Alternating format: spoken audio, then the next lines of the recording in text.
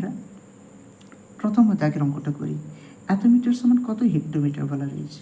আচ্ছা, মিটার থেকে হেক্টোমিটারে যাবো, তাই না? 0.5 মিটার।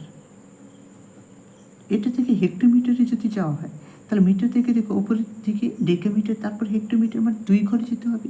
তাহলে 2 ঘর যাওয়ার জন্য আমরা কী করবো? 0.5কে 2 ঘর মানে হচ্ছে 100 দিয়ে ভাগ করে দেব।